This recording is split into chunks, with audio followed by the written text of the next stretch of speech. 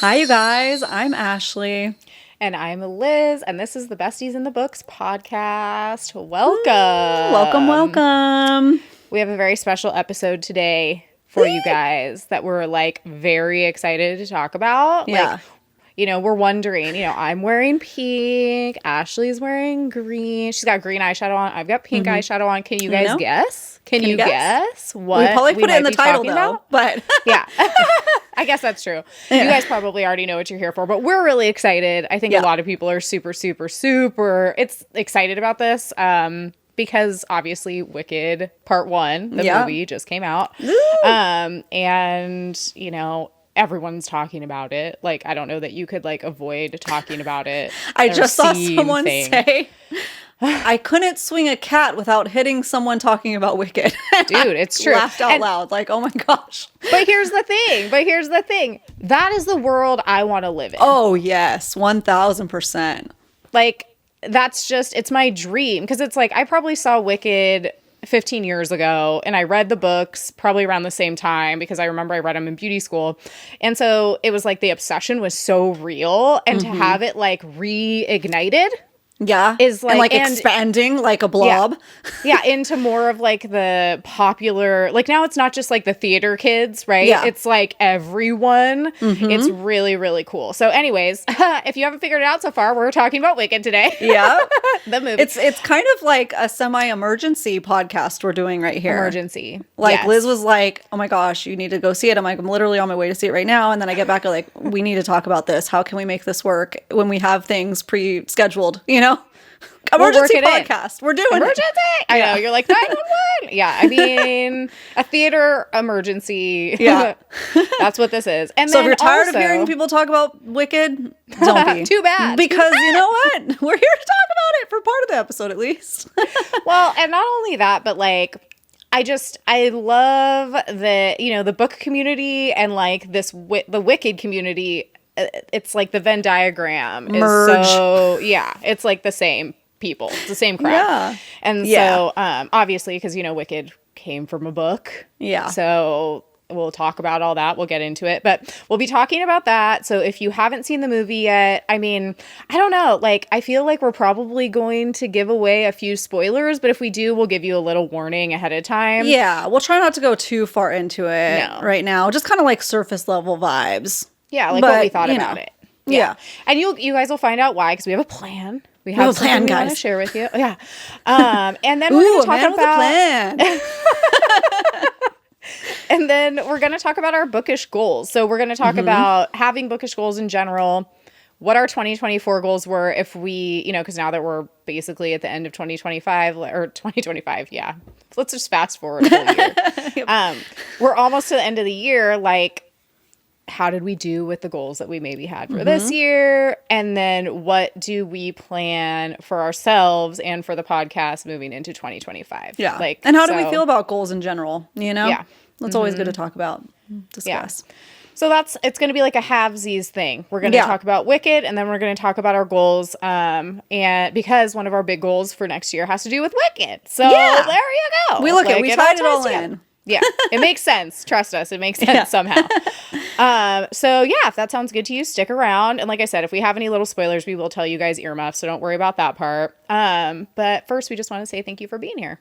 Thank you so much, you guys, for being here. Happy freaking holidays out there. I know it is that time of year that has mixed feelings for a lot of people, and I hope that you can come and listen to us and have like a sense of peace and get some humor and have some fun, because we're just here to take life not so seriously, and have some fun. I'm so glad, like specifically about the Wicked thing, like I'm so glad we as a culture can be excited about something right now. Dude.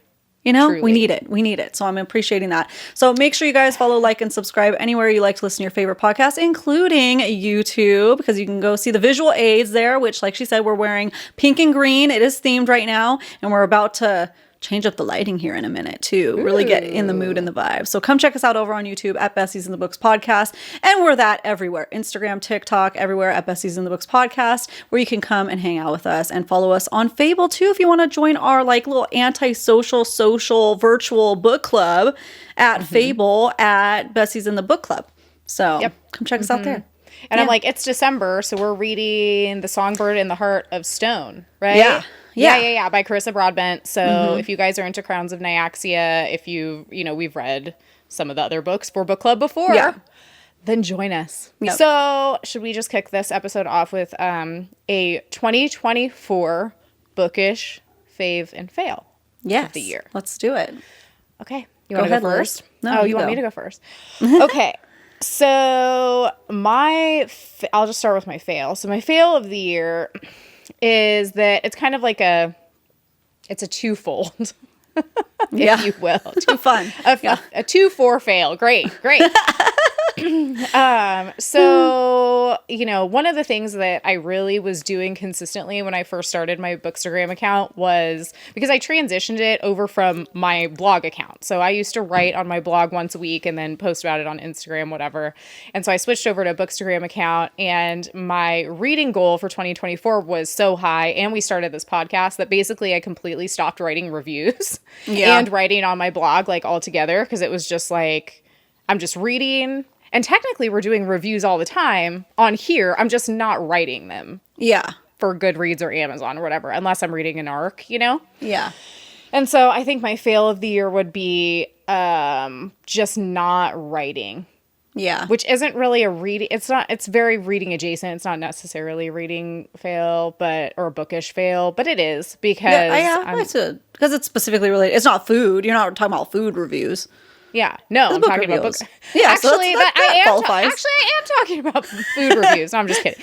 Did you guys not know that? That's like Did you guys enjoy our almond milk discussion that we talked about for 10 minutes during Thanksgiving? When I was editing that, guys. Oh, they're in for a treat. I mean, truly, though, like, I love it because I listen to the episodes back later after I've already forgotten everything we talked about so that I can write the show notes. And so I get to, like, experience it, like, as a listener. And it did crack me up. I was like, here we go. But now you guys know how we feel about that. So, yeah. Great. So yeah, that would be my fail. I think of 2024 is just, but again, is it a fail? Because I read a lot. We talked about tons of books on here. Mm-hmm. So like I said, we're reviewing books. It's just not in the same way. I just would like to have written more, but it's okay. Like, that has to be hard because once you get like a few behind, then it's like, oh my gosh, like I'm 20 behind now. Yeah. Well, I honestly think I was kind of thinking about this, and I was like, as much as I like writing, I might start doing book reviews like for Instagram, just like quick reel videos. Yeah. You know what I mean? Like that might just be better. So I don't know, whatever. I'll test a couple things. I like that you do stories though, Yeah. So you go over to Liz's stories at The Real Life Vegan Wife, and you're always updating as you're reading too. So that's good. I do that. I enjoy doing that because I feel like I get you guys like to talk about it with me. So it's fun to go back and forth. Yeah. Mm-hmm. But I'm talking about more at the end, just like, here's my final review kind of a thing. But I mean, then I'm not really like keeping my writing skills fresh, So I feel like I should be doing that. But anyway, so that would be my fail of 2024, but it's okay. I don't really feel too bad about it. That's good. Yeah. Actually, I feel terrible every night. No, I'm just kidding. Keeps me up. Cry myself to sleep. Instead of writing the review, I just cry. I just cry. Miss Keller, why you cry? I didn't write my reviews. That's what I always think. Like that part that you just said from Friends, literally when, God, I can't even remember. Someone asks Selena why she's crying in Throne of Glass. I can't remember which book it is because it all blurs together now. And she says, because I'm lost and I can't find the way. And it's a beautiful part, and it like makes me cry every time. But then it makes me think of Rachel. Yeah. And then I laugh. So I don't know. Anyways, but then my fave, obviously, of 2024 would be doing this. Like literally, it's been so amazing. And so it's funny because, Ashley and I, we try to have good balance between like life and podcasting because this is like it's our passion project, but it's also like supposed to be really, really fun.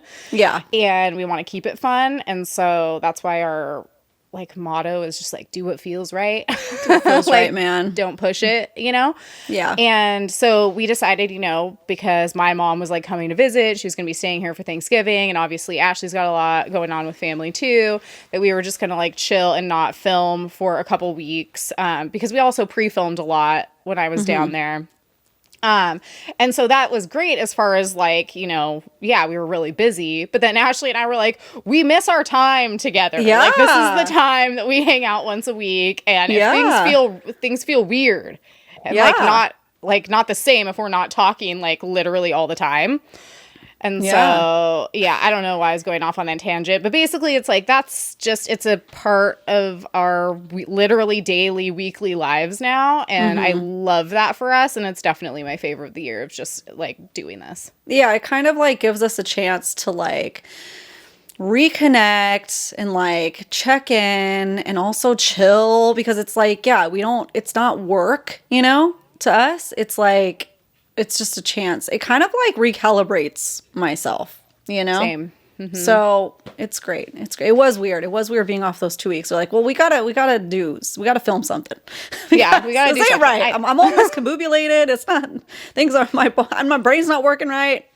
Yeah. It's like, how like if you have a really busy life and you like get on a plane, you know what I mean? And then you're like, I can't do anything. Like I literally, all I'm going to do is just sit here and read my book or listen to my music or watch my movie or whatever, because I can't be on the phone with anyone. Like I can't be answering messages right now, whatever.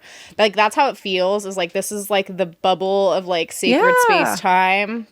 Yeah. That's like just for us to do this. And so, I really appreciate it. And I agree. It like feels like there's a disturbance in the force when it's like not happening. Yeah. Yeah, totally. So, I mean, that's definitely my favorite. So we've learned, I think 1 week we could take off here and there, but 2 weeks was too much, too far, too gone. Because then we're like, because we talk about like stuff leading up to the podcast too. Like it's just fun for us. So then we weren't doing that because we didn't need to, but we were talking about other stuff, but like life gets crazy and then it goes on the back burner, So yeah. It's great. And so much have come out of doing the podcast itself. So that's like a fave all around, is like connections with other people. We got to interview our first author this year and make more connections, meet all you guys, connect with you guys. And there's so many positive, amazing things that's already come out of doing the podcast. And we haven't even hit our year anniversary yet. Yeah. So that's pretty cool. Yeah. I know. I can't wait. Like once we hit the year, I think it'll be fun to do like a reflection of like, I think it's important also because I've never actually done this in my real life, like I don't know, my business that I own. Like I've never actually at the end of the year sat there and been like, these were my accomplishments this year. Like I've like pulled the numbers to like see, but like, I feel like it's important to like sit there and be like, these were literally what we accomplished like in this last year, just to like, pat yourself on the back and reflect a little bit. So that'll be fun.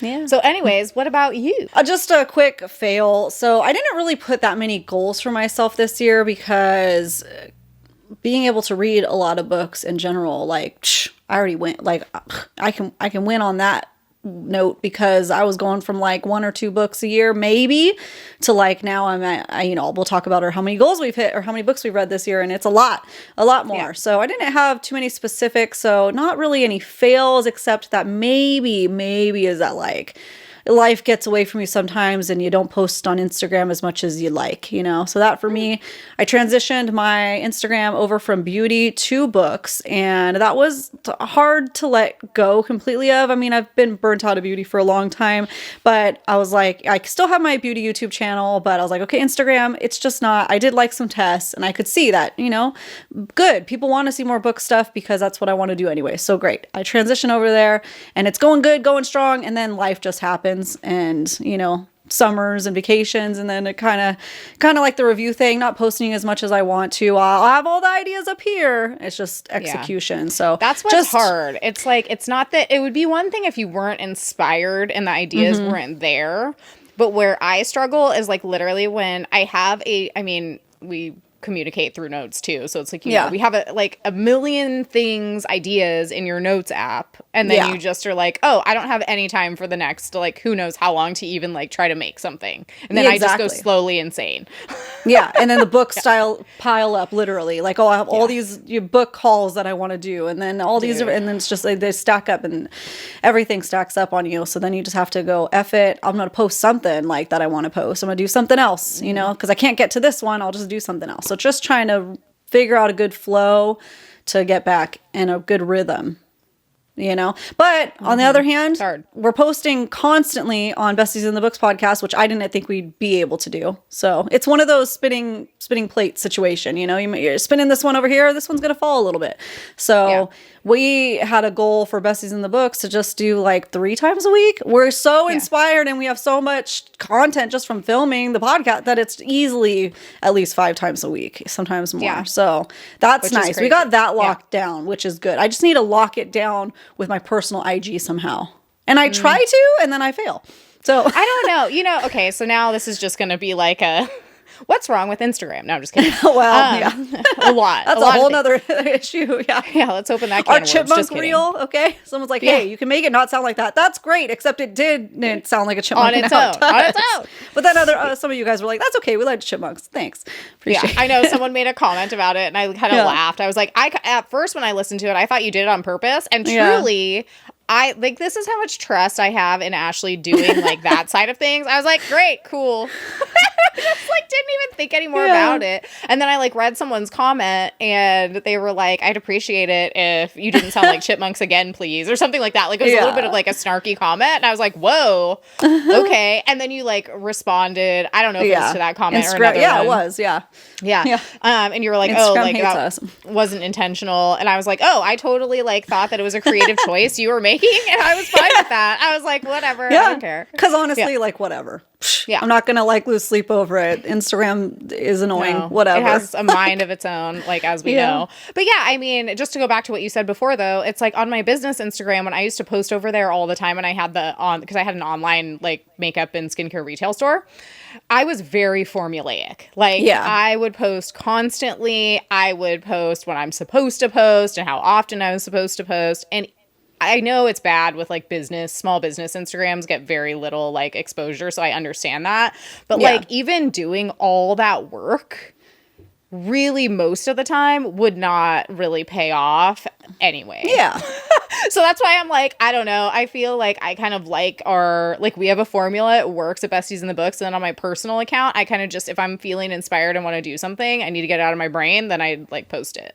Yeah. I try not to overthink it over there. Yeah. For sure. Because it doesn't matter. It's all made up and we're just supposed to have fun with it, and we are. So we're just specks of dust, you know? Yeah.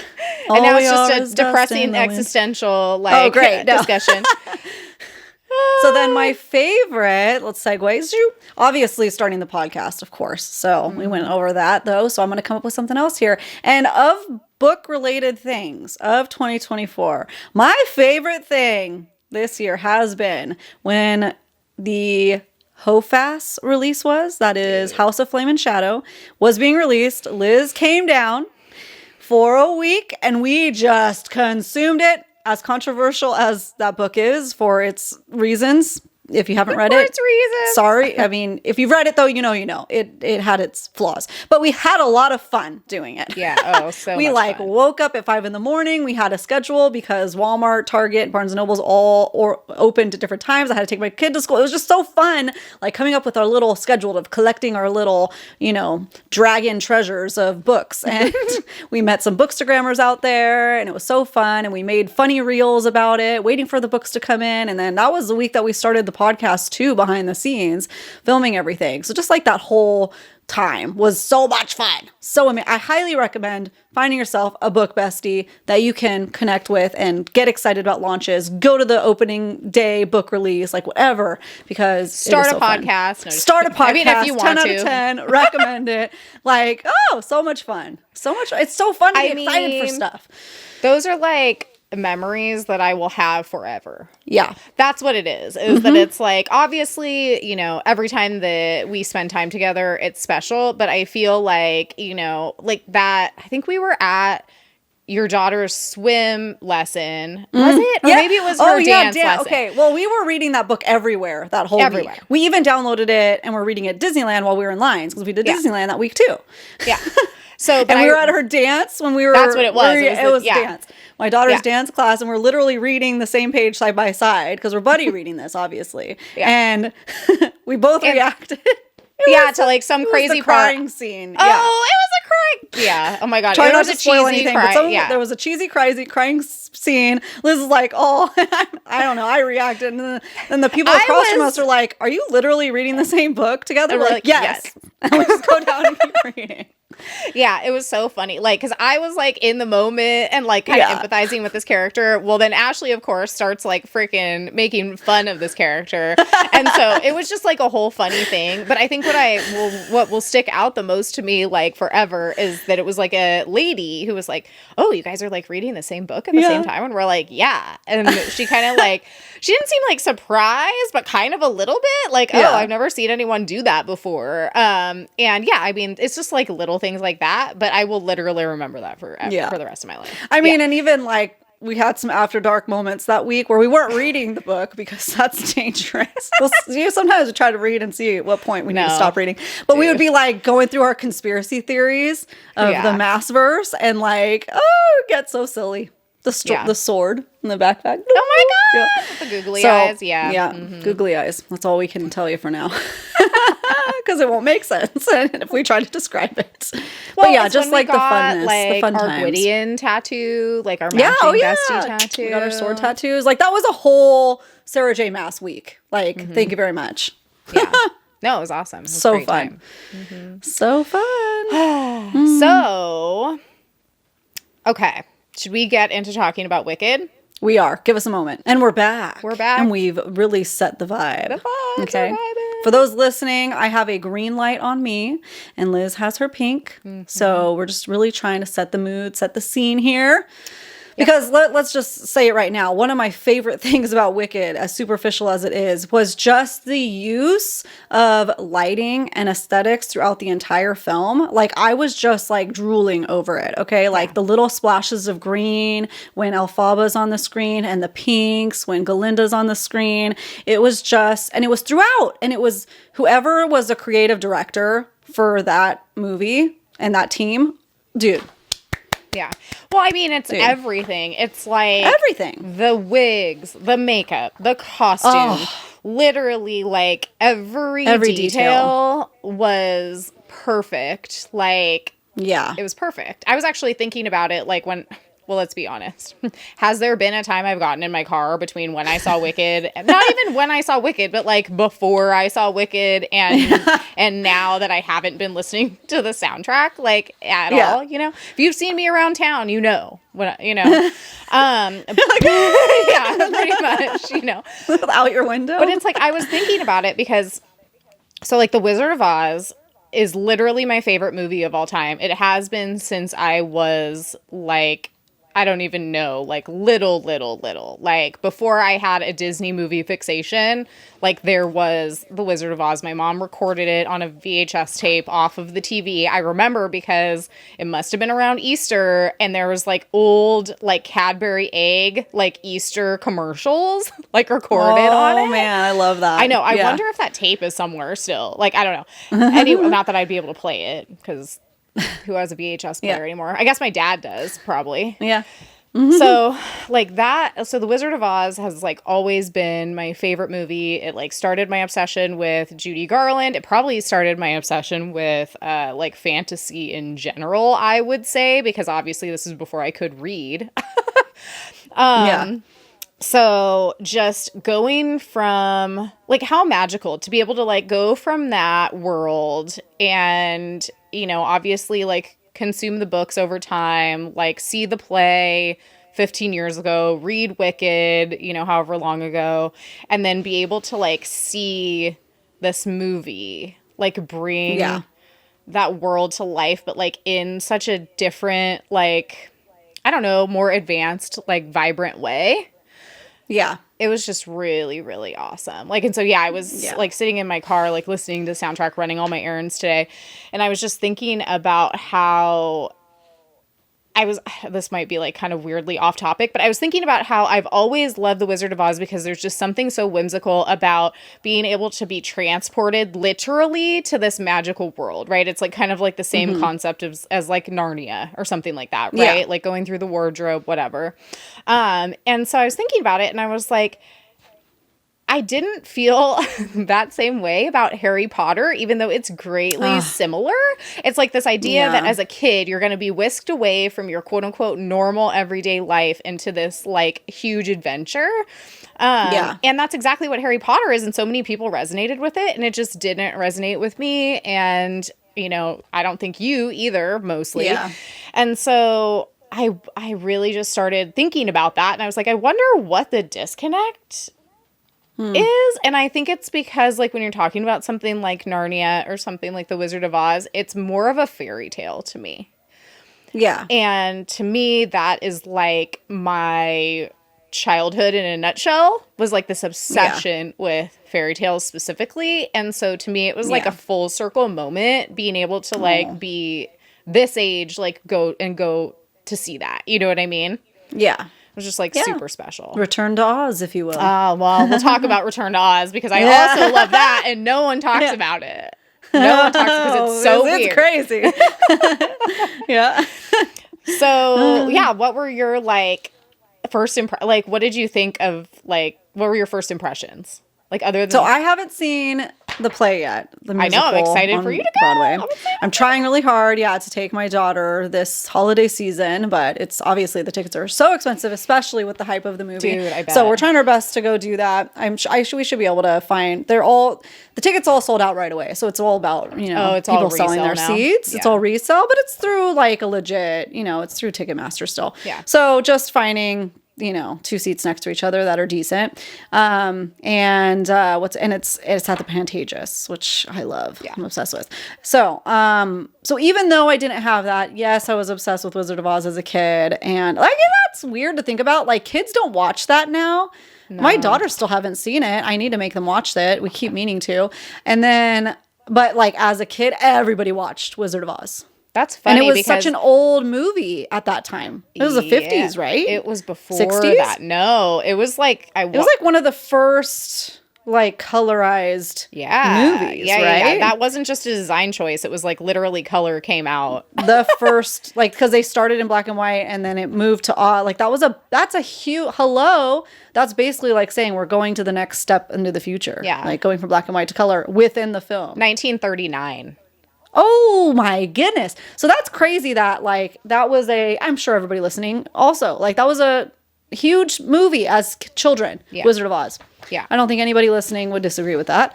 So I have that context, but otherwise I really don't know anything about the movie other than like I've heard a couple of the songs and I just know it's going to be good. So I have no issues. Mm-hmm. My husband was super excited about it. He was playing the soundtrack for the girls before leading up to the movie. So we all went, and we went during Thanksgiving while we were visiting my parents. My parents went and we all loved it. It was fantastic. Wait, so did you take your older daughter? Oh yeah, both of them. My did. Younger daughter too. I didn't realize that. I thought it was only PG, which I know the book. We'll talk about that. Well, but the movie itself is only PG. I know it's only PG, but I just didn't know because it's 2 hours and 45 minutes long. So it's long. Yeah. The little one, she's 3. She was struggling towards that. She loves movies though. Like, and she's the kid that will rewatch a movie. She'll fit, like right now she has a Lilo and Stitch obsession. Yeah, so she'll want to put it on as soon as it's over. She's like, okay, cool. Can we do it again? Like, no, but she'll watch it the next day. Like, so she is great at sitting through movies. And then my older daughter, who's 9, is obviously in love with musicals. Yeah. So, and she loves movies. So did she love it? Oh my God. Loved it. Awesome. Yeah. And so obviously we've been listening to the soundtrack, which is nice because usually it's just Disney Station that they want to listen to. So now they're like, can you put the Wicked musical on? I'm like, yes. Boom. Done. So here's a question for you because I'm curious. So like all the way leading up to the movie, like I just started listening to, the original Broadway cast album again. It had been a while since I had listened to it like this obsessively because the movie musical like music or whatever wasn't available on Apple Music until like obviously right after the movie came out, at least not for me. Like not all the songs, like I think they had released like a couple but not like the full thing. So for anyone who doesn't know, this is part 1. So this is literally in the play it would be everything from the opening until the intermission. And so part 2 will come out next year. But so are you, as someone who hasn't read the books yet and hasn't seen the play yet, have you been listening to the full Broadway soundtrack? No. Okay, so you don't want any spoilers for yourself. I just didn't even think about it. Okay. So I didn't even know it was part 1 until literally the opening credits were on. Yeah. It said Wicked and then part 1. I was like, oh, and then my husband and I are like, you know? Yeah. Like, oh, part 1. Okay. So, no, I knew nothing necessarily. So I knew it was about the Elphaba story, but that's all I knew. Yeah. So, and then when I say we were listening to, Jeff was putting the music on. Maybe it was just the hits that he was putting on, whatever they had released so far. Yeah. And it was just the week leading up to when we saw it. So I think it was already released because we saw it on the Friday after, so a week later. Okay. This was released on a Friday. We saw it the following Friday, the day after Thanksgiving. I just always wonder about that because it's like, obviously It would give stuff away. Like everything past Defying Gravity would give away. I mean, it depends on how your brain works and how you interpret lyrics and music and stuff like that. Yeah. But yeah, it would contain spoilers, obviously, if you don't know what's going to happen. For musicals, for me, I wish I could listen to them ahead of time and connect with it. I do this weird thing with musicals. I have to see the musical. I might not love it. And then I'll listen to the album to the point of obsession. Yeah. To the point of obsession. And then I'll be so obsessed the next time I see it. Yeah. But I wish I could cut out and just listen to the musical and then go into the first time I watch it being obsessed. But that's not how my brain works. So he was putting on the songs and I was like, okay, this is great, whatever. But I can't connect because I have to know the story. I need to know the characters. It is a disconnect for me. So saw the movie and I would say the first couple songs, I'm just kind of like, huh, okay, what's going on? And then I'm into it. Mm-hmm. And so for the movie, I was into it right away. And then the musical album for this movie afterwards, of course, I'm obsessed, but I still haven't listened to. So confession, you probably already know this, but for the listeners out there, this is a touchy subject, but while I can appreciate that vocal artists think that Idina Menzel, is that how you say her name? I know where this I can is going. appreciate that they think that she has an incredible voice. Something about her voice is so grating to me that I can't do it. Sorry. I know. Here's a tissue. I have okay, been... I wish I was different. I've been obsessed with Idina Menzel since she played Maureen in Rent. And I have hated her since. Not hated, just kidding. I have not liked her voice since that time. Because obviously we watched that together. Yeah.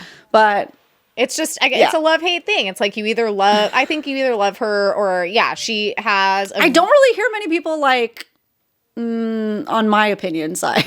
Not liking her voice. I mean, I think that you might be in the minority here. Yeah. But I feel like she does have a very, very specific voice. And also, I think a big part of that is that I think that we've all heard the Frozen soundtrack so many times. So I feel like a lot of people who have kids also have expressed to me that it got so played out for them that they have a hard time listening to her voice now because it was just so much, so often for years. I wish I could say that was my problem. but Frozen came out before my daughter was born. And I played that to filth. That was my fault. I'll still listen, I'll still listen to it. I'll still put it on. But if I had to choose, I would choose, I don't know this one's name, this actress's name, but this Elphaba voice I would choose over Cynthia Erivo. Yeah. There you go. Oh yeah, you have it right here. Literally... The way that... Okay, so I've always been obsessed with Idina Menzel since high school. Mm-hmm. Kristen Chenoweth, in my opinion, is also one of the most talented, musical Broadway actresses of our time. When I was looking at, the original, teaser trailers and trailers that were coming out for Wicked... Ariana Grande is fine. I have absolutely no, she's talented, but, I don't listen to her my music. expectations were below the floorboards for her. I was just I didn't think... Because I'm just okay, here we go. We got to put someone, popular, which is... Popular. That's ironic, isn't it? Just someone that, the masses are going to resonate with or whatever instead so of I was, just rolling Broadway my eyes. actors. I was great, cool. Yeah. Yeah. She literally... was perfect. perfect. She was perfect. Yeah. So I don't know if it's because my expectations were so low, but I thought, she was dude, great. what my thought is, I think one of the first things I walked out of the theater saying was like, she has wasted her time doing like R&B pop hits on the radio for all these years. She should have been in the play. She should have been in the musicals. Well, her range is incredible. Incredible. I mean, so I actually because now my entire feed is Wicked. So Obviously, sorry, me too. Henry Cavill, like you've been replaced with Wicked. Yeah. But like literally, I just watched an interview snippet with her talking about how she said, this might upset some of my fans, but this is something that apparently she's always really loved doing musical theater. And so she said that this is something that she wants to focus on moving forward. And I'm like, yeah, because you're literally amazing at it. Dude. So she was a surprise for sure. So Cynthia Erivo, I had seen her in Harriet, which had come out, I want to say like kind of during pandemic time. And obviously she's like wildly talented. Like she has won like tons of awards too. I looked her up just to see, like if she has won past awards for like Broadway productions and stuff like that. And she obviously has. She's like incredibly talented person. So she's one of those people that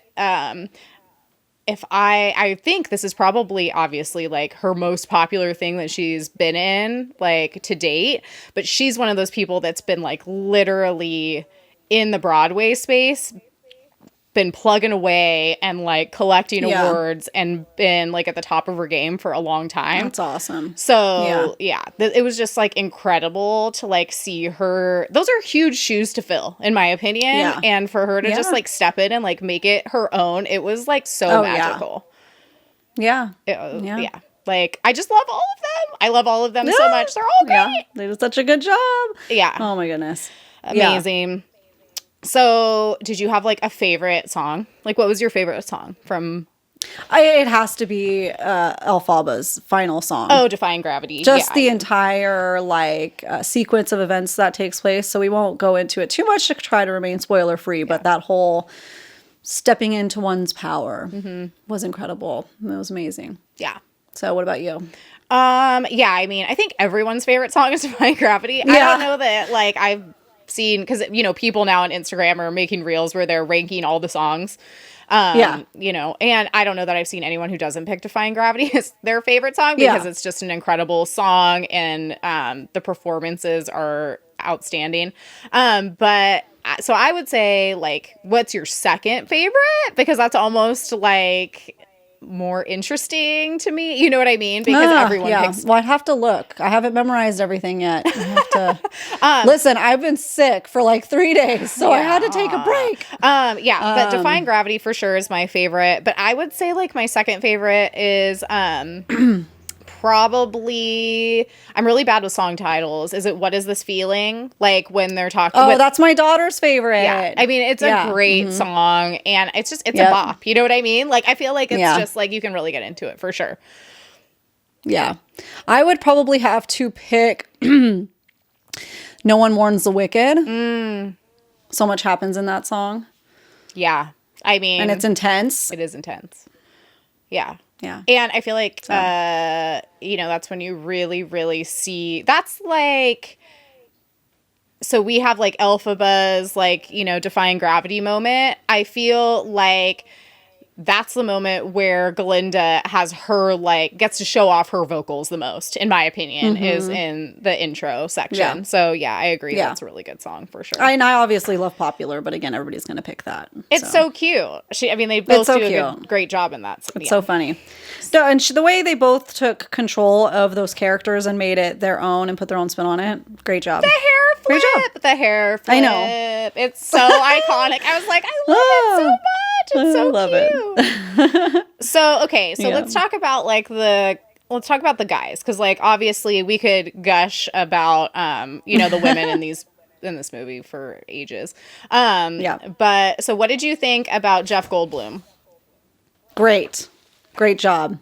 Yeah, it was like he's perfect. He's perfect. Yeah. He's I'm trying not to be a spoiler here. I'm a little heartbroken. but perfect nonetheless, even Yeah. though he's going to break my little heart. Yeah. Well, I mean, but He we've was always so weird. I loved it. I mean, it's not really a spoiler Yes. because True. it's, True. they tell you that the wizard is obviously a fraud in The Wizard of Oz. So it's like, and that came out in true. 1939 or whatever, guys. All right, fair. It's like spoiling The Great Gatsby. Sorry, guys. I guess It came out because 100 like years he's going to ago. be so much worse to me. Like he's Yeah. going to be so much worse because obviously I haven't read the books. I haven't seen part 2 of the musical. So Yeah. Yeah. my heart's broken in that. Like it's going to be so much more than like, oh no, behind the curtain I'm a fraud. It's like, ooh, I'm evil. Evil. Yeah. Actually. It's like Insidious. who's wicked, right? It's like the whole point of the Exactly. story. Yeah. Yeah. But he did a great job. Oh Yeah. my gosh. Yeah. Daddy Goldblum. Yeah. Way to go. 10 out of 10. No Yep. notes. No notes. Okay, what do you feel about Jonathan Bailey, the main MMC? Okay. Two things. I mean, a lot of things. Let's talk about this. So I am new to Jonathan Bailey. Yeah. So he has Same. a fandom because apparently he's famous for Bridgerton. Okay. Oh, yeah. Okay, so I haven't watched Bridgerton, so I had no idea about this. He's been in other things Yeah. too, but I think that's where he really, climbed to like be part of more of like common popular knowledge or whatever. Yeah. Okay, so I just have to give a shout out to, Lindsay over at Oxford Lemon because she always has the best like commentary on stuff like this and she just cracked me up. So I don't remember exactly the thing she said, but it's like, why she said something to the degree of like, why can Jonathan Bailey literally have chemistry with like anything? And like she said something like he would have chemistry with like a wet mop, and I'm like, it's so true. It's like just the way he is so like he was just perfect in the role and like perfectly like alluring. I don't know. He made a very good like he was a perfect Fiyero. Like I don't know. I feel like, I love loved the him. memes that I saw. They helped conceptualize what I was trying to put my finger on. Of hey mom, or hey whatever, there's a 40-year-old man at our school and he's so hot, or something like Yeah, that. I'm yes. butchering the meme, obviously. Yeah. I was like, that's what it is. Because I was trying to put my finger on why does he seem out of place? Because he's because he looks literally like a 40-year-old. Yeah. Oh, and he is. Well, Okay. I think that's another reason though why I loved him so much because I did look it up. I want to say he's like 36 or 37, so he's like literally our age. And to me, like that's just hotter than throwing like a 20-year-old guy in there. You know what I mean? That's funny. So there's that. But then it was also like she posted another thing that was like one of his like smoldering looks, when he's like looking at, I don't remember who he was looking at the moment. But anyways, whatever. That's not important. She was like, I would combust if a guy looked at me like this. I think that was her exact words, or I would combust. And I'm like, truly though, like if my husband ever looked at me like that, like I don't even know what I would do in response. But yeah, I think, is he the most talented singer in the world? Like, I don't know that I would say that, but it's also like, I don't know that that's really the point of his character either, though. And so, I mean, his character becomes really, really important down the line. I'm not going to give anything away for you. Yeah. They give plenty of hints throughout the movie, though. Yeah. I could see where it's going, and I hope it goes where I think it's going. Yeah. If that makes sense. Yeah. I'll have to ask you off camera what you think because I'm curious. But yeah, so I think that he played his part perfectly. He played, essentially Prince Charming. Perfect. Like no notes on him either. I was 100% happy with his character too. Yeah. What about you? Just a little bit like he doesn't fit because literally he's 40 and he's at this like college for 20 But otherwise it's fine. It was more of those one things like, what's off? Okay, that's what it is. But it's whatever. It's Hollywood, baby. It's showbiz. Yeah. That's what they do. They put all the young girls with the old men. That's what happens. Yeah. No, Although Ariana Grande, honestly, is probably around our age at this point, too. she She's just probably in her looks like 30s. she's 16. Right. Yeah. Well, they're not supposed to be 16. They're No. supposed to be like collegiate age. Yeah. But still. But she yeah. does. I mean, guess she it could like be all. literally looks like she's 16. Yeah. Yeah. So. Yeah, I know that. I'm not like whatever, about his looks. I was kind of like, whatever. But like, I think he did a good job. Other than okay, so we're going to talk about the dancing through life on books, which is very symbolic. It has us in an uproar, but I understand what they were doing there. However, when I listen to that in my car, I feel like he's a little auto-tuned at the beginning. I mean, Like I can it's a hear this possibility. weird, like, I'm like, what? So I don't know if that's in my head or what. But Well, I'm like, the flip side of that, okay, is, which that could totally be the case. I don't know. But, you know, like I said, my entire feed at this point is just like reels and snippets from like Wicked and like the behind the scenes interviews and all that stuff. Which, by the way, if you want a little treat, go watch all of the interview things with Jonathan Bailey and Jeff Goldblum interacting with one another. What a treasure that is for us all. anybody, Jeff Goldblum interacting with anybody is great. Yeah. So it's like they seem like genuine friends, and I love watching that, you know? That's cute. But the flip side of that is, and I watched a lot of like the behind the scenes footage that is available. And so, like I said, it's like, you never know if like what you see on the internet is true, but it would be odd to me if this wasn't true. So supposedly, Ariana Grande and Cynthia Erivo did all of their singing live while performing. Oh, so I saw one snippet of them doing it live. Yeah. So none of their voices, including the singing, are dubbed in at all, which is insane to me. That's crazy. And then also the other part of that is that, I don't know, did you see any of the videos where, you know, it's like during Defying Gravity when she's supposed to be on the broom, they literally have her in like the whole contraption because she did all, that was crazy. Yeah, she did all of her own special effects stunts. Yeah, they were like dropping her down and everything. Yeah. So she's like in front of the green screen, literally in this contraption, shooting all over the place like she's on a broom, and she's singing live while doing That's that. crazy. I'm like, that's crazy. That's insane to me, like the level of talent that you have to be able to do something like that. That's wild. Wow. Yeah. So, you know, if Jonathan Bailey is just a pretty face at the end of the day. They can only do so much with that budget. Yeah, that's fine. No, he was a good dancer too. I felt like it was great. Yeah. Yeah, it was good. Yeah. Yeah. No, it's good. So, okay. So let's talk about the books a little bit. I know that you haven't read them. So like I said earlier, for anyone who's curious, like the movie 1 and 2, so part 1 and 2, that'll cover Wicked, which is actually book 1. So for you guys who don't know, Wicked, like that, I don't know, world or whatever, is 4 books total. So I don't know if they plan on making any like more movies or anything like that, because the musical obviously is just about Wicked. But you know, I've been seeing a lot of posts of people who hadn't read the books prior to watching the movie and seeing the play, because the play and the movie are very similar. The books are very different. They're a lot darker, and they're extraordinarily political.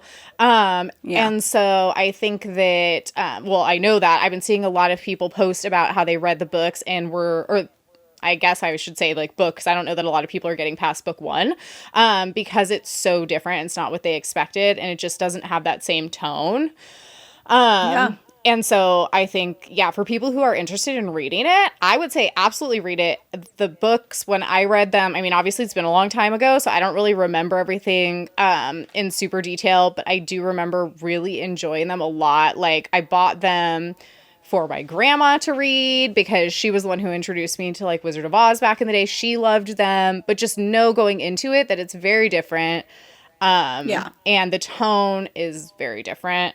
And there's definitely a lot of symbolism and like political undertones in them.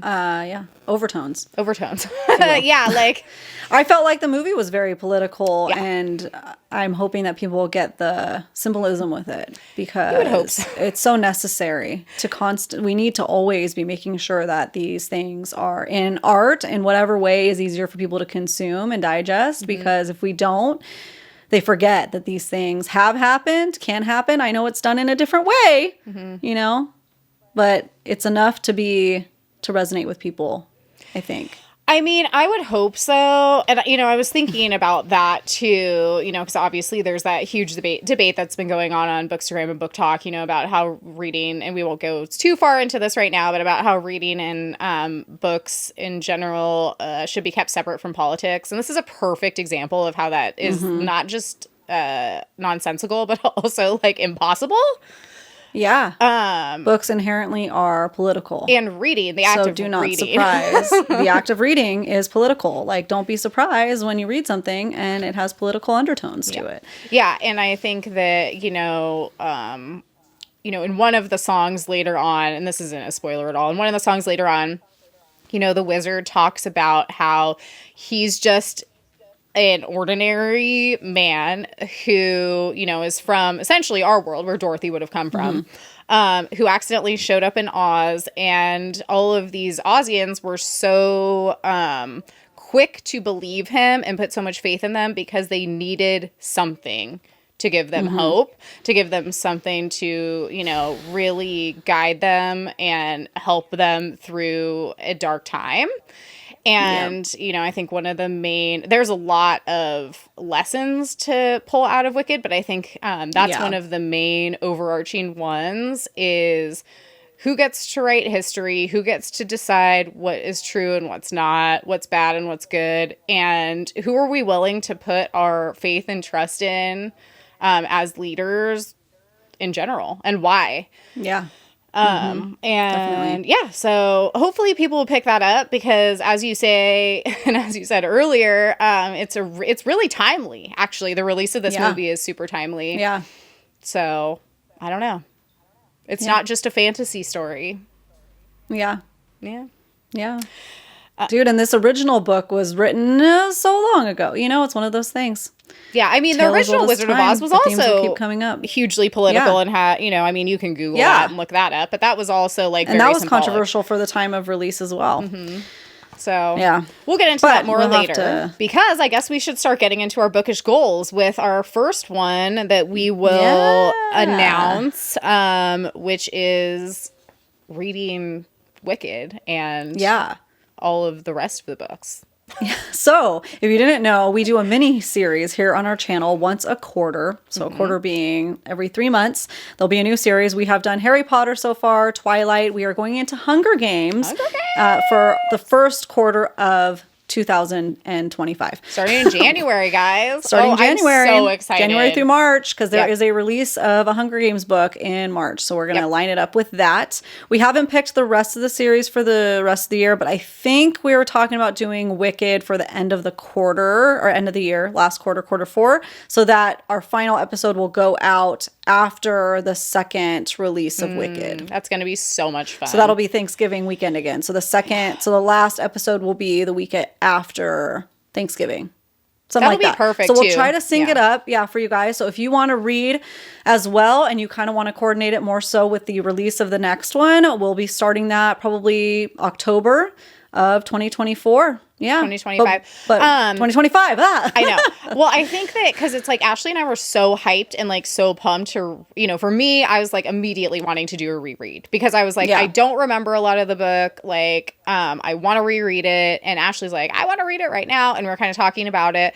And like, we just feel like by pushing it to 2025 before the second movie comes out, I think a lot more people will be able to read it with us and resonate with like the content because of the fact that we're not going to be like spoiling it for everybody. Essentially, like who haven't seen the play or read the books or like, they're waiting for part 2 of the movie to come out to find out what happens. So this way we can more freely like talk about it. And I think people will be excited about it and we'll be able to really compare the books to, we'll be able to compare the books to the movie and hopefully you'll get to go see the play. We can talk about that too, even though it's been a long time since I've seen it. But I just think that it'll be a really fun one. But that leaves 2 quarters of 2025 unaccounted for book series. So maybe we'll put a question box up on Instagram and ask you guys, or you could shoot us a DM or a comment letting us know what series we should read in those other quarters because I'm always open I think we're always open to hearing what you guys want to read too.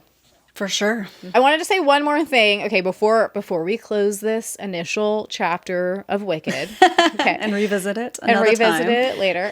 I do want to say, so we will be reading for that miniseries. We will be reading the 4 books. So Wicked, Son of a Witch, A Lion Among Men, and Out of Oz, which are all by Gregory Maguire. So we'll definitely be reading those. However, I also would be interested in, depending on how we're feeling once that time of year comes around, I would also be interested in reading The Wizard of Oz again. Yeah. Because it's been a really long time since I've read that. And that obviously has multiple, I think there's like 5 books in that series too. We don't have to read all of them. We could just read like the first one or whatever. And then because there's just so much media like around this world that I feel like it'd be cool to incorporate that. Especially because, and I was thinking about this because before I read Empire Storms and Tower of Dawn, I had never done a tandem read before. Yeah.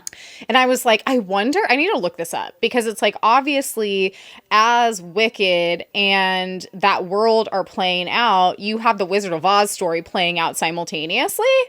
Oh, it's at the same time? Some of the events do occur at the same time. Oh, that's crazy. And so I'm like, you couldn't really tandem read it because obviously it's different. It's way too different. Yeah. Yeah. But you could, I'm wondering if someone has put together a guide that we could look at, that we could, you know what I mean? Like kind of plan it accordingly, like a reading guide. So I'm going to look into that because I think that would be cool to do. And then also, I feel like it deserves an honorable mention here. We need to watch, and this would be a fun one for us to watch together, maybe like after dark, if we're together during any of this time, would be Return to Oz, because that movie is crazy. It's crazy.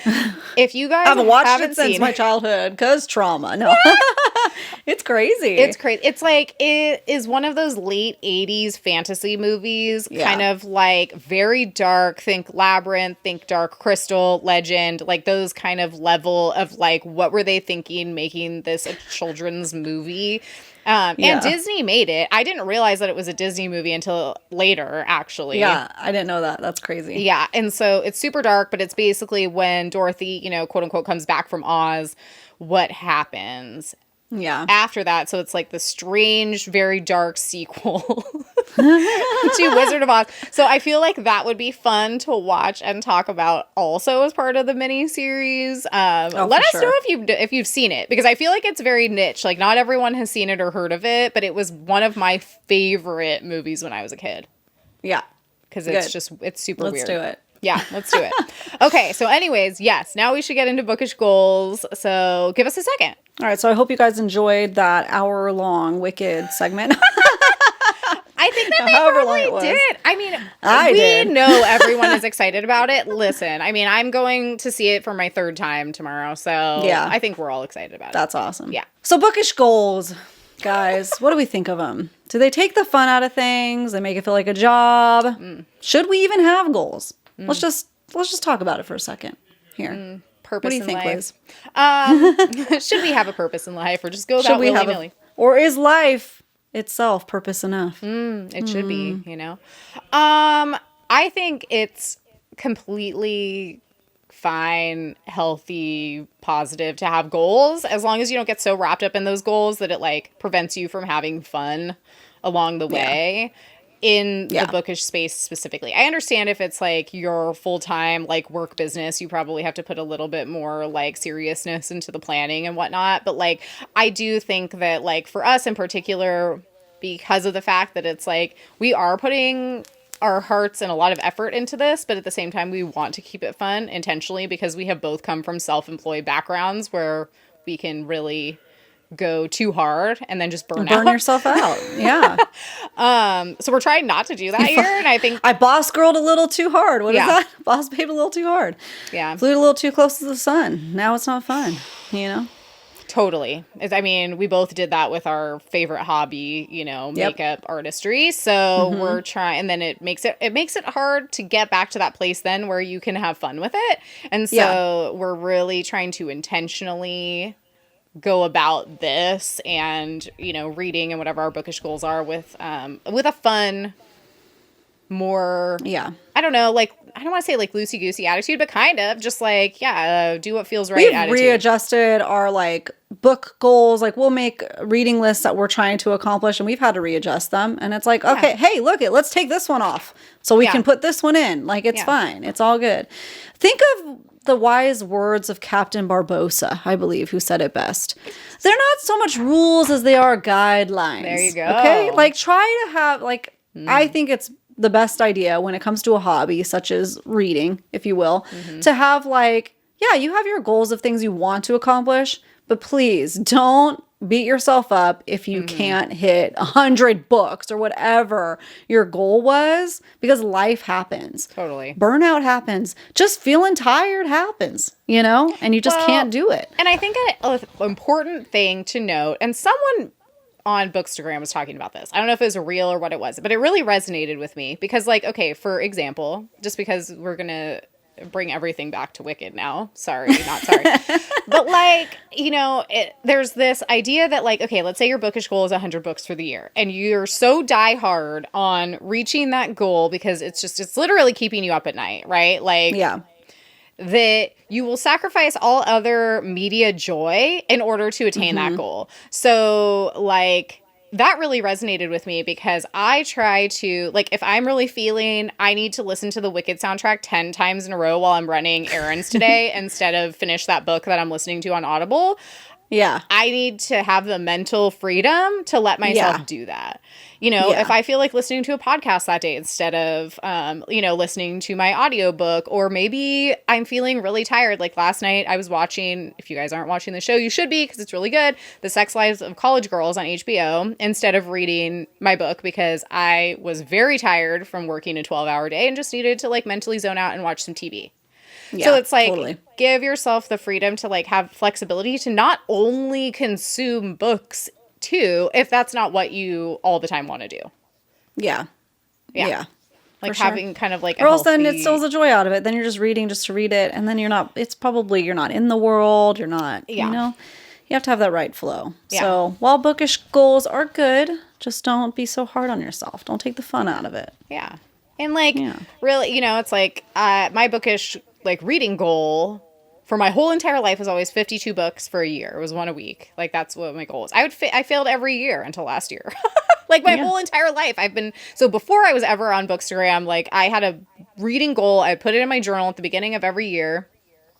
And then I would, you know, before I tracked anything on Goodreads, I would physically write down all the books I read in my journal.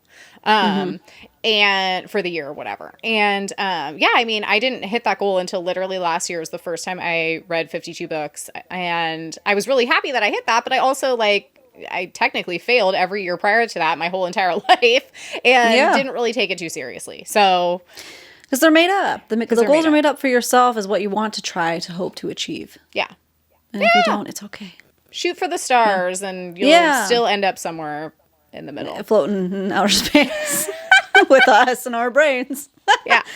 And that's still great. That's still great. Yeah. Like, anything that brings you joy. Dude, I used to read like one book every other year during my life because of life in general. Like, you know, post college years because like I couldn't. I never got so 50 books sounded crazy to me, you know? Now look at me. I'm shooting the stars and floating in outer space. It's great. Yeah. I love it. Yeah. So what goals did you have for 2024? Like, and did you accomplish them? Did you not? Like, how do you feel about the 2024 goals? Yeah. So I just had a couple, obviously. So my book goal was 40 books because last year I think my goal was 25 or something, and I hit that. That was my first year getting fully back into reading, 2023. And then I think I was like, fine, I'll push it to 50, and then I hit like 35. I was like, well, that was crazy, calm down. But so this year with the podcast coming up, I was like, I think I can do 50. So you guys, no, I said I think I could do 40, but you guys, I'm at 57. That's it's crazy. December. Great job. I have like 3 current reads, so I'll at least hit 60, maybe a couple more if we're feeling crazy, but it's also the holidays, so calm down, Ashley.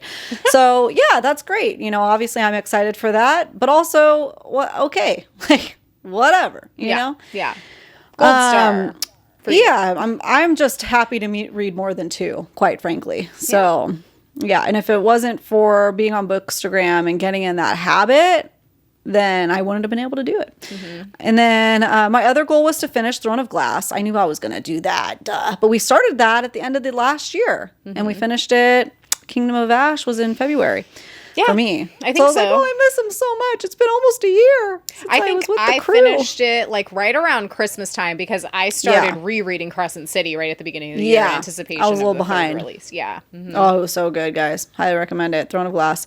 Okay, finish. Okay, Just so in case another you goal. haven't had everyone in the bookish community tell you to read it Hey, yet. you never know. You never know. People might be putting it off. That's true. Kaylee hasn't read it yet. I think that's crazy. Yeah, Kaylee, we're get on calling that. you out on the Yeah, we are podcast by calling name. you out. What are you doing? What are you She's doing? gonna be like, I read it. Shut up. Okay, so, leave me alone. Okay, and then it was kind of more of obviously a podcast goal for us, but was to read Harry Potter and Twilight to hopefully fit that in, and we fit it in. We did it. We came. We saw. We conquered. We read the things. I am obsessed with Twilight now. So Twilight specifically was such a fun time. I'm so happy we did it. So maybe not only make your bookish goals about how many books you're reading, but spice it up. Have some have like a specific series you want to try to read or something. And then I also kind of had like a subconscious goal that I realized today was I wanted to make sure I read a holiday book because I really like being in the vibes. And we read holiday books as cringy and as crazy and unhinged as they were. We read them. Dude. Yeah.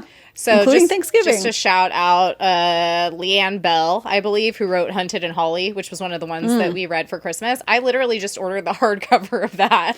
That was good. It was a good one. I had to have a shelf trophy. So hey. It's all cool. It's like a skull hidden in there too. Yeah. It's cool. like Christmas but dark, So that, but then also, did I talk about this already? I don't know if I did on the podcast, but I did look her up and she wrote a dark romance retelling of The Labyrinth. Oh, I think you voice memoed it to me. Well, so we'll now definitely you guys be know. reading that. Yeah. Because, hello. We'll be reading that. Like, are you kidding me? We'll have to just put that in an episode somewhere. Labyrinth retellings. Dude. Just do it. Seriously. Because, like, when I came across that, I was like, what a treasure this is. It gets great. It gets great reviews. It's like, because I was, like, thinking, oh, is it a novella? Like, I was a little sad by that because I wanted it to be. No, it is a full-length, 500-page Labyrinth dark romance retelling. So, hey. Oh, let's go. Let's go, guys. Well, because then we can rewatch Labyrinth too. What a treat! Yeah. Oh, yeah. Oh, darn. Oh, darn. Oh, darn. Yeah. So good. So, what about you?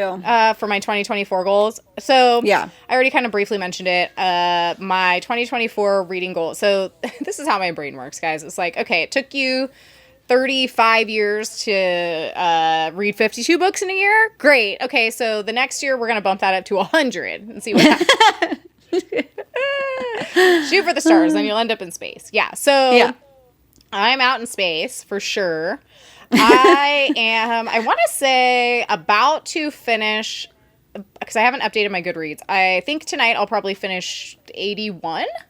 That's good. Yeah. And I was talking to a client about this yesterday. I was like, I almost feel like, because December's not over, so I'm probably going to finish, I'd say at least maybe like 3 or 4 more books in December before the end. Yeah.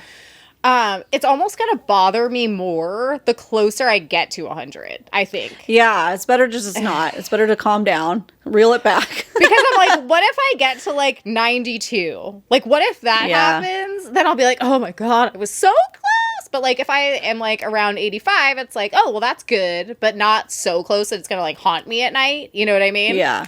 So, but no, I mean, that's obviously way more than my 52 last year. So that's great. I feel like, just with the podcast alone, like the interview reads that we're doing, the podcast reads that we're doing, the mini series, it's like the book club. That's already like a ton of reads right there. Yeah. Well, you're already almost 30 over what you did last year. Crazy. That's awesome. That's great. There you go. Gold that's star awesome. for me too. Mm-hmm. Yes. Where's my triangle? Ding-a-ling-a-ling-a-ling-a-ling. So I feel like that was kind of my main one. My other one was just kind of like try to consistently post on Bookstagram, and I feel like I've pretty much done that. Like, there's definitely been like some months where, I'm busy, whatever, and I don't have the time. I try not to put like too much like, I don't know, pressure on it or whatever, and just if I'm feeling creative and inspired, put something out there. But so I mean, that was one of my very loosey-goosey 2024 goals, but I feel like I've pretty much done that too. For sure. I was going to try to catch up on book reviews. I talked about that already. That did not happen at all. So, oh well. Like I said, you're just talking about it here now. That's all. Yeah. I mean, that's the thing. It's like, oh, you want to know what I thought about Harry Potter? Well, listen, we literally have hours upon hours of content. Listen, literally. Yeah. Just go listen. Seriously. So, yeah, I mean, I'm reviewing books with you on here, but I'm not writing reviews. So that definitely was a goal that I did not do. Also, I did a 12-book 12-month 12-friend challenge for 2024, where basically at the beginning of the year I was like, okay, the first 12 people who give me a book to read or whatever on Bookstagram, like, I'll read it. I want to say I've read either 8 or 9 out of the 12 for 2024. So that's not bad. That's pretty good. And I feel like that time, so when you started getting behind was when we went to Alaska on our cruise and we had to make some executive decisions to switch some stuff around. And then we started all of our mini reads. Yeah. That was right when we started Harry Potter and Twilight. Yeah. That wasn't originally like scheduled out at the beginning of the year. We wanted to do it. We just didn't know what that would look like. Well, and truthfully, the ones that I haven't gotten to yet, the reason why I haven't gotten to them is because 2 reasons. 2 of them are from Zodiac Academy. So there's Zodiac Academy book 1, and then there's Dark Fae, which is like a spin-off of Zodiac Academy book 1. And so those are very daunting to me because I'm afraid that if I start them and really like them, they're literally part of this like insanely huge universe. Okay. Yeah. So that's part of the reason I haven't started those yet, because I'm like, if this is going to be a commitment, for sure. So there's that. Then the other reason I haven't read the other... It's either 1 or 2. One Dark Window is on there. Yeah, I want to read that too. And now there's 2. Yeah, shout out to Brooke Ends, at Brooke Ends. She was one of my first Bookstagram friends. She's like, please read One Dark Window. It's so good. I haven't read it yet because I don't want to listen to it. I want to read it. Yeah. There's certain books I want to do that with, and I've heard nothing but good things from literally everyone about, I think it's a duology, the Shepherd King duology. And so I want to take the time to actually read it with my eyes instead of listen to it.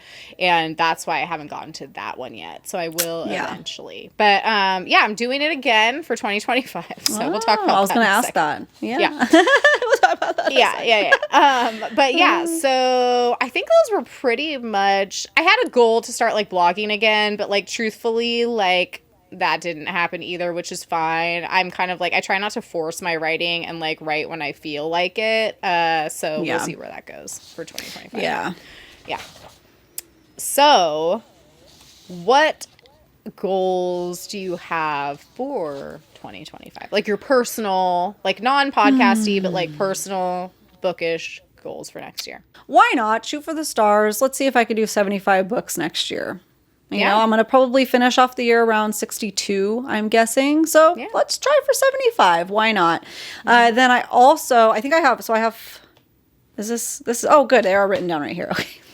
I have a couple random goals because I really want to read a Stephen King book. Just one. I've never read one before. So I want to pick anyone. I have Pet Sematary looking at me. So I really wanted to read that this fall season. Fall goes too fast. It goes so fast. I just want to read all the fall things and watch all the fall movies that I end up doing nothing. I mean, I just do the bare minimum that I can get by with. So there's that. I really want to finally read the Daughter of No World series by Carissa Broadbent. That is, I think, January, but I haven't planned it out yet. So I'm going to rearrange the reads depending on what else we have going on, because we have Hunger Games going on in January, so I might bump it back. That's one of my 12 books, 12 friends, 12 months challenge books for this year, so we should just read it together. Yeah, I'll just read it with you. Yeah, for sure. Okay, so we'll do it, because once I feel like we do that one, we'll just continue and get it done. Mm-hmm. And then finish... This is a stretch, okay? This is a dream goal. Finish 3 completed book series that I have already started, probably because of book club, but there's so many like open series. Like which ones would be your top? Okay, Witch Collector. Yeah, that's on my list too. Okay. Now I don't remember what else, but I mean the ones that are completed. Okay. Yes, I am in the second book right now. I'm like 12% into it because I was like, I didn't have anything on my roster yet, so it was great. So I was able to start reading it. So I'm reading so let's say that one. Witch Collector, Plated Prisoner series, and what's a third one? I probably have a million. But even if it's like simple, like House of Roots and Ruin. That's a second one to House of Salt and Sorrow. Because I have so many that I want to get to, and I just, time and podcasting schedule and everything, I just can't get to it. So they have to be completed, though. They can't be like still... I haven't read it because it hasn't come out yet. So that's my goal. We'll check back in with you guys next year, see if I can do it. And then my 5th goal is try a new genre, which is hard. There's not that many left out there. But for me, it would be like a dark rom-com. So like Butcher and Blackbird or something of that level to give it a try. Well, to stop being a naysayer. You just read Lights Out for book club. Yeah, but was it funny? Yeah, I thought it was funny. Oh. I laughed a lot. I thought it was good. I don't remember it being funny. But yeah, I mean, try Butcher and Blackbird. You would consider it a rom-com? Maybe not like a full, like a dark rom-com. Yeah, kinda. Okay, well then check that off my list. Read Butcher and Blackbird, though. I think that you No, because then I have to read a cowboy romance, and I don't want to. No, we already did. Oh, here we go. Like, sure, I'll add this onto my list of goals, even though it's not on there. Read a dark hockey romance, because I want to understand hockey romance, and Brutal Obsessions was recommended by so many people, and I'm curious to see if it can hook me in if it's super dark. So, hey. Ugh, I need some more time. We just did those hockey romances. I have to recover first. Yeah. Have to recover. Okay, well, I'm just going to be more general then. A new romance. Or a new genre. Excuse me. New genre, yeah. What about you, Liz? What are your goals for 2025? 2025 goals. Yeah. So I just put maybe hit 100 books. So like I'll set my goal because I was kind of on the fence. Like, am I going to even have a reading goal for next year? Or am I just going to keep it open-ended? Like, I think I'm just going to do what I did with the 52. Hang on. Something about reading goals we need to mention that you've brought up before is like, we're also not taking into account the size of some of these books that we're reading. Like, you reread Crescent City before Hofast this year. Those are 1,000 pages each. Those 3,000 pages between 3 books. Or you could have a billion novellas, like 100-page books. Like, everybody out there needs to remember that when they're setting their book goals. Like, some of these books are crazy long. Yeah. And Goodreads doesn't care. They don't care whether it's 1,000 pages or 50. It's going to count as one book. Yeah. So have some grace with yourself. So, that was my PSA. And that's the thing, like on my, like I do like a year end, like reading wrap up. Like I have like the pages I read and like minutes I listened and stuff. Cause I do like a monthly one of those. Mm-hmm. And so I'll probably, for my own brain, I will take into account pages read and minutes listened rather than just books read, because you're completely right. It's like, we're fantasy readers. So lots of the books we're reading are 700, 800, 900 pages long. Like, yeah, exactly. So that's very different than, you know, like I'm re-listening to Invisible Monsters by Chuck Palahniuk right now.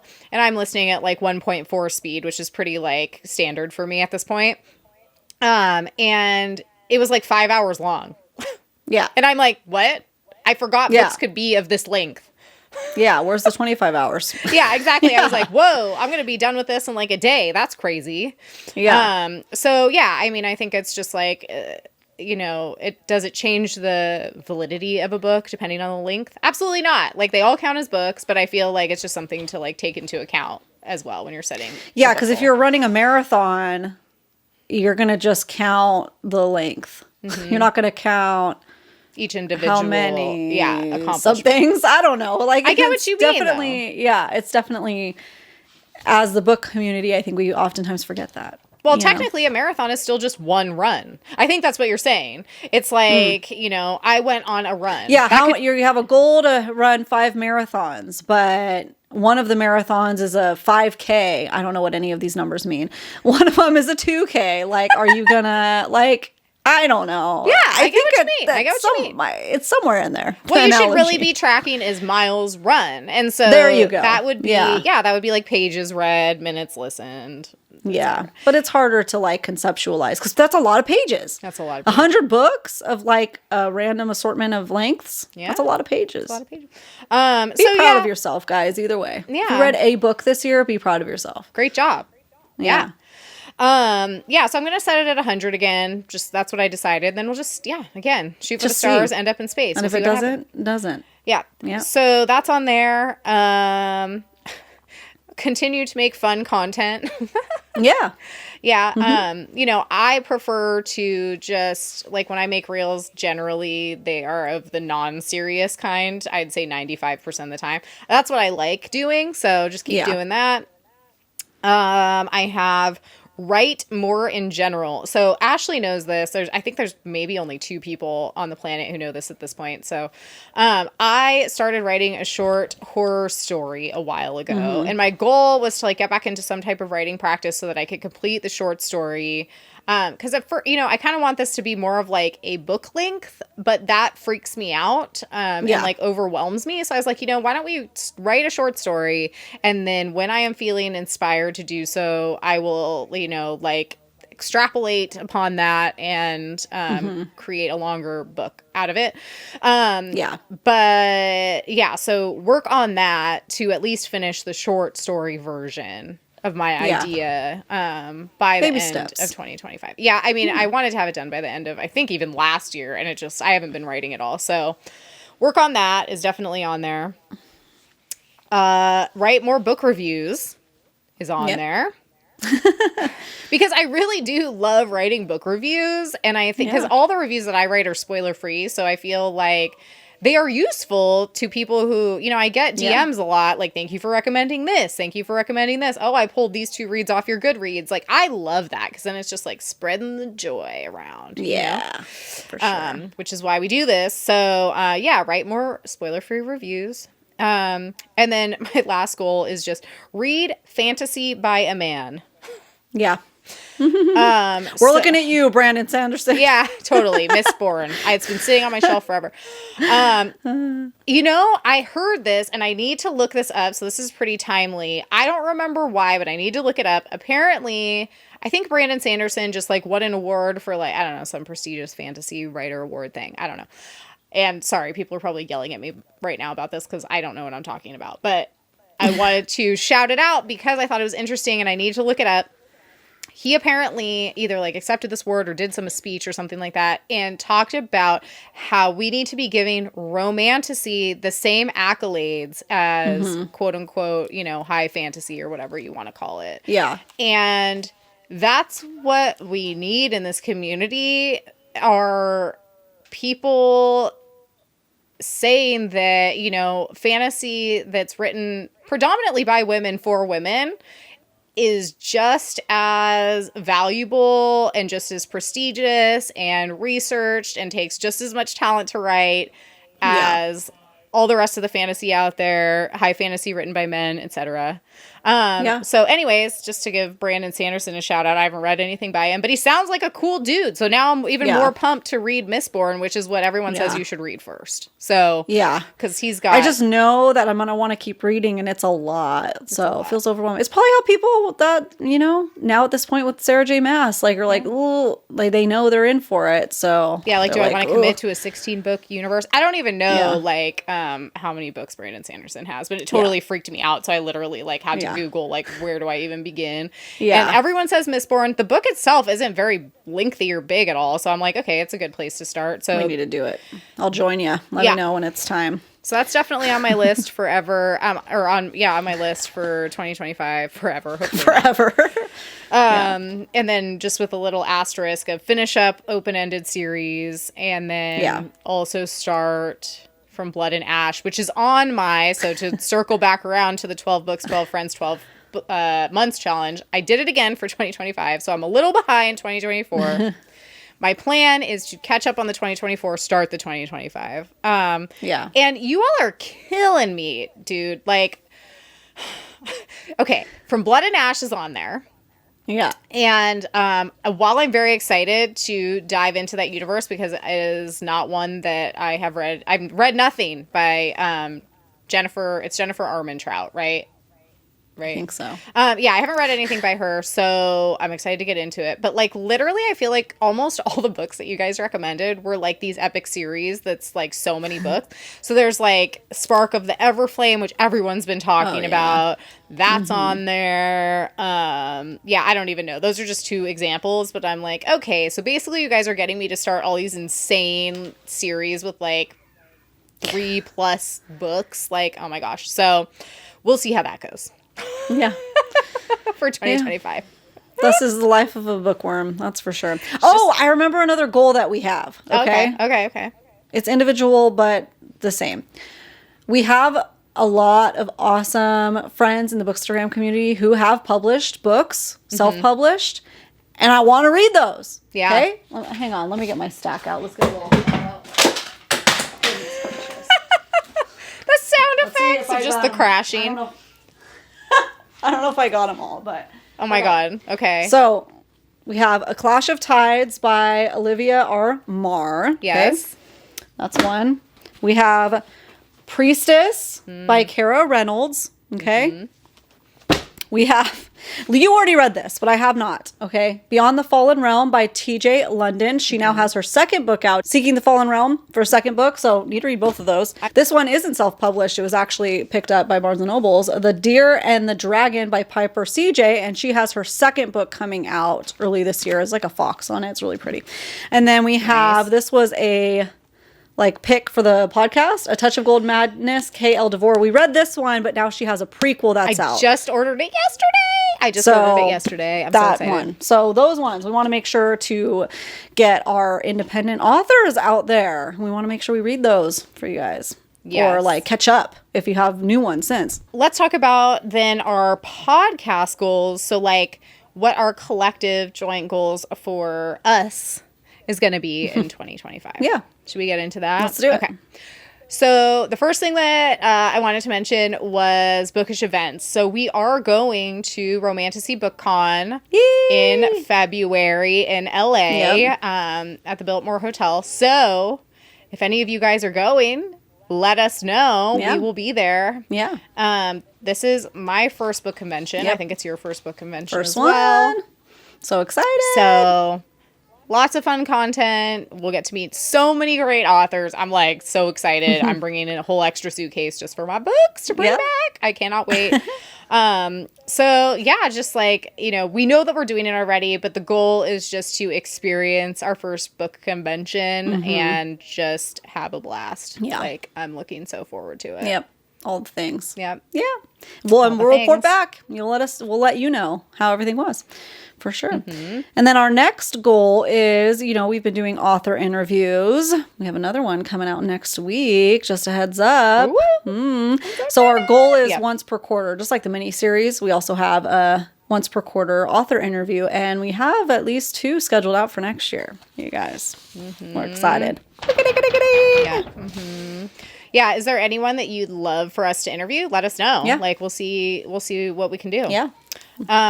So the next one, and this is just an idea at this point. This is not something that we have any details about. Yeah. But we've talked about it, is doing a bookish retreat, which I feel has been really hard to watch a lot of them kind of transpire on Instagram, because a lot of them have kind of not gone well. So ours would specifically be for book club members. So active book club members, and just basically figuring out a place where we can go and rent a cool Airbnb and just read and hang for 3 days. Yeah. I think that is definitely something that I would love to do. Spend more time with the people that we consistently interact with on book club. Give us a chance to get together. Yeah. For sure. Yeah. So I don't know if that'll happen next year, but it's I'm keeping it on the roster until it happens. Yeah. You know what I mean? Yeah. We'll just move it to the next year if it doesn't work. Yep. All right. Of course, as a podcast, we want to grow more subs, grow more followers, and that really means build our community. We want to reach more of you guys who love our Unhinged Smasher Passes, who appreciate this humorous take on life and things and books and everything like that. So our physical goal would be 1,000 YouTube subscribers. So if you haven't subscribed yet, help us get to that goal of 1,000, because then we can monetize. Once we can monetize, it really definitely opens up more time and freedom for us to be able to do this stuff with you guys, and helps it be a long-term thing. The 5,000 on Instagram, we're going to hit 2,500 here soon. So I just picked 5,000 as a random goal. I mean, we did it in less than a year. I think we can do it another year. So that's great. Yeah. Thank you everyone for following us over there too. And 1,500 monthly listeners on the podcast. We're just under 1,000. So once we hit 1,000, again, we can monetize there too. So thank you guys so much for helping us get there. I didn't even think those were possible for less than a year on the podcasting thing. So I appreciate every listen, every follow, every subscriber that we get. We appreciate you guys. I just have to say, one of my favorite things, because right now we're in the time of the year where everyone's posting their Spotify Wrapped. Oh, yeah. Seeing us on your guys' list, like top 5 or whatever, is insane to me. It's something that I didn't even it didn't cross my mind because I didn't even consider that a possibility. So to see you guys sending it to us, seriously, my cold dead heart is melting. Like, oh my gosh, I cry. It's just a freaking wild to me. I'm like, just the fact that, like, I don't know, like when we first started doing this, kind of like, at least it was for me, like hard to get used to just like hearing my own voice and like hearing myself talk all the time, especially like listening to the playback to have to like write show notes and whatever. Now I'm used to it, but it's just like, really? You guys want to just like listen to us talk about stuff? That's crazy. It's still like crazy to me. So thank you for tagging us in those because that really, it means a lot for sure. Yeah. For sure. Like, and to listen to us and then consistently listen to us, dude, it's like the Grinch. Like our heart is like, and you're making our heart grow every time we get a tag in those. It's just, I'm gonna bust through like the Kool-Aid man. Thank you. Thank you so much. Means so much to us. Oh, so cool. Totally. So the next one would be, and you guys already know this, one mini book series per quarter. So we've got Hunger Games locked and loaded. We've got Wicked locked and loaded. We need to figure out 2 more to read in 2025. But yeah, like those have been really fun because it's just another way for us to connect with you guys over something that you guys love, you know, or hate, whatever. Like both work. Yeah, because we like to trash talk it too. Yeah. So another goal, just like a few more little ones that we have, just to kind of give you guys a little teaser on what to expect for 2025, you know. So I'm trying to go to Liz this year for a podcast content weekend, and I'm hoping we can get a fun little photo shoot done there. That might be fun. Cool. I was actually thinking about that. One of the local photographers I've worked with a lot over the years on different stuff, so I know she has a really cute studio. Maybe we can rope her into. I want to go frolic in the woods. In your woods. No, but like really, because you have beautiful woods. Yeah, no, I mean, we could do that. I know that she actually just started advertising like bookish sessions as well. Yeah, so I know that Trish over at Inked Pages, to give her a shout out, she's one of my local friends here. She just did one with her actually. Ooh. So I'm excited to see how hers turns out because I'm sure it's like really, really gosh. Cute. Yeah. The next one would be to get to 25 ratings and reviews. Probably like on Apple Podcasts. Yeah, Apple, Spotify. Yeah, we love reading guys' reviews. Thank you so much for taking time out of your day to do that too. But I've heard it helps our podcast when you go, even if you just have time to just put little 5 stars, you know, just do that. Yeah. But if you want to, if you have a minute to write a quick paragraph, we like to read them off during our videos. So we select randomly people to write off. Thank you so much to read off. To write off. Yep. We love it. It helps us. It helps keep us going. You know? Yeah. As if we're stopping. There ain't stopping none of us. Yeah. And then we have a little idea, you know, because we have our author interviews, and I kind of want to try to get maybe 2 different podcast collab episodes going. So if there's any other book podcasts that you guys like to listen to that you think we would be like a good fit with, send it to us. Tag them here, tag them there. You send us to them, whatever, and we'll try to work that out because I think that'd be fun too. So like that would be really cool collab episode. Be fun. Let us know what your guys is like top. Maybe we'll like post another box just to find out. Like, what's your top bookish goal of 2025? Yeah. Maybe we'll share them. Yeah, that'd be kind of fun. Yeah. Just to find out, like, like how many books are you guys trying to read, or is it just a different type of goal? Like, I'd just be curious to find out. I'm gonna wrap this up with a Wicked themed smash or pass. Let's do it. You go first. Well, I already had, so before we decided that it was going to be Wicked themed, like literally I already had 2. So what I'll do is I'll just say 1. Yeah. I'll let you go and then I'll come back if it's not the one that you do. Sounds good. I honestly knew that's exactly what was going to happen. Yeah. As you do. As we do. As one does. So, I mean, obviously I have to put this out there because we need to know. We just need to know. Yeah. So, obviously, Jeff Goldblum as the Wizard of Oz. Dang it. I don't know, though. I don't know the answer. You don't know? I knew you were going to ask this, but I don't know. Because I don't know. Well, okay, based on the information you currently have. Dang it. Smash or pass? Now I have to say pass.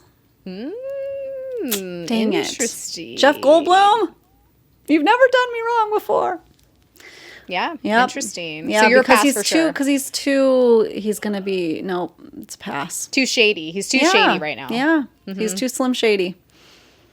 What about you? That I would have to agree with you. And the reason being, like, obviously I know the full story at this point. Yeah. However, my other reasoning is that his character, while like Goldblum is typically like a, obviously he'd be like a 99% smash. Like he's a regular old guy who literally drifted into Oz on a breeze and then pretended to be someone who he's not to get power from nothing. Yeah. And to me, that's gross. Yeah, exactly.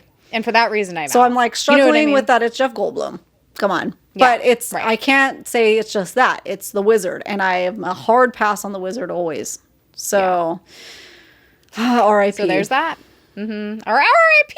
R.I.P.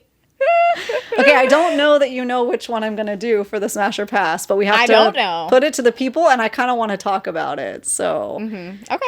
you know I'm ready. the Munchkin guy. Bach? I don't know his name. Okay, he's SpongeBob in the musical, and Ariana Grande was allegedly dating him. Wait, are you He's talking the about, like, because I little don't... redhead. He's the one who Nessa goes out with? Yeah. Smash Yeah. or pass. Because we have to be unhinged here. He's such a sweet guy, but Is I'm still he? going to say, is he? Is he? I didn't Is get he? that vibe. He seems nice. Like, he seems genuinely Yeah, good-hearted. is he? Does he? I would say pass anyway. Like, it doesn't really matter to me. Yeah. Like, if he's good or bad, like, it's still, he's just doesn't do it for me. But, I mean, we'll see what the people have to say. Yeah, hard pass. I want to know. Okay. So that was my first time witnessing that gentleman. No, I don't want to go that far. Gentleman? That person, okay? That guy. That allegedly, right? Ariana Grande broke up. Like no, she didn't do it. Well, she did, but he did mostly. He broke up his marriage. Okay, so what? Oh, I was talking know, about the character. Like, Yes, I wasn't no, talking I know. about, I don't know anything about his Okay. personal life. You don't know this though? Okay, so as No. a character, it's still a hard no because he didn't actually want to ask the sister out. He was just trying to get with Galinda, right? Yeah. So he's gross. Yeah. Okay, that's gross to me. Maybe the book's different, maybe the musical's different, but what I saw on the movie screen, yuck. You don't do that. Like, oh, okay, I'll go out with this girl because maybe you'll fall in love with me. Like, give me a break. You're an idiot. Well, I don't know. It kind of like seemed to me like a 10 things I hate about you kind of situation. You know? I didn't Like, get that. you start going out for the wrong reasons, but it could turn into something. I might have the opposite thing of Jeff Goldblum, where like I can't look past who he is off screen now. Oh, yeah. You know? Yeah, totally. So- See, I don't know anything about Okay, that dude so- in real life, so tell me. No, so this guy plays SpongeBob, obviously. Look at him on Broadway. Okay. Obviously. Okay. Somehow, I great. think during this time, Ariana Grande got to know him. He's married with kids. He cheats on his family with Ariana Grande, leaves his family for her, and I don't think they're no. together anymore because I think she friggin' wised up. So I'm thinking, okay, right? I'm gonna look past looks because, but he was. Okay, I'm gonna look past looks, whatever, because maybe he has a good heart. He doesn't have a good heart because he just left his whole family for a fling with Ariana Grande. The part I'm struggling He's a with, bad because I dude. like I have no allegiances to this dude. Like, I don't care Yeah. either way. The part I'm struggling with in this story that I'm literally just now learning because I do not pay attention to celebrity stuff at all, is that Ariana Grande is a homewrecker. Yeah. That So sucks. unless this is one of those like fabricated drama, like sensational things they just went with to hype up the movie, because this was all when they were announcing that they were creating the movie, you know? But I don't know, guys. It seems like that's what happened. If that is really what love happened, her. yuck. I really love her after this movie, and that would put a bad taste in my mouth Yeah. for her, which sucks because, like, yeah, that makes him a not a good But person. also Ariana Grande. Come on. Of all the options, you're going to go with that sleazeball who's literally the heart drops wants his what it family? wants. Ew. Like, he has nothing going for him is what I'm trying to say. Yeah. You don't got it in the looks department. She could have anyone she wants. Literally. And she's going to pick SpongeBob, yeah, who doesn't have a heart of gold. No. Like, gross. Okay. There's my soapbox or whatever. Oh, so my smash or pass was going to be more of like a like the other one, my backup one was going to be more of like a philosophical one, if you will. Oh, nice. I like So that. not actually a smash or pass, but like, are you team Glinda or are you team Elphaba? Oh, Elphaba. Yeah. Hands down. Well, what I find interesting about this, and because I would agree with you, okay. What I find interesting about the question is that I feel, and this is, I think, one of the main themes, plot points, reasons for writing a story like this, is that I think that given the choices that were presented in the movie, almost all of us, I think, would probably choose what Glinda did. Yeah. In real life over what Elphaba did, because it requires an extreme amount of bravery to be able to go against the status quo and the powers that be to try to fight that. And so that's what I found really interesting about that kind of like dichotomy or split, is that I think that most of us would choose the path of least resistance given that situation. So yeah, I'm definitely team Elphaba as well, but I wonder, like, what would you do in real life? You know what I mean? I think that is kind of, it's a thinker. Yeah. It's hard. Yeah. So on that note, should we just like wrap up? Like, I feel like we've just come full circle. We started off with an hour-long discussion of Wicked. You're welcome. Yeah. And here we are wrapping it up with, I like how Wicked. we didn't even put Jonathan Bailey in Smash or Pass. Because Well, that's it's like, not what's Unhinged. the point? Come on. We try to keep it Unhinged. Yeah. Yeah. Like, literally, what's the point? Like, yeah. Pointless. But yeah, and then we ended up with this great, like philosophical discussion about Wicked. I'm excited to talk more about it in the future. Yeah. Yeah. And we will. really So we'll get get into into it. all that. You're just touching base here. And we'll get into all that next year. So make sure to like, follow, and subscribe anywhere you like to listen to your favorite podcasts, including YouTube. That way you guys don't miss out on our next video, which is every Tuesday, with bonus mini episodes go up on Friday during times in once a quarter. Weeks, maybe months even. Those will start up here before we know it again. Before we know that's it. The thing. So you guys, happy freaking holidays.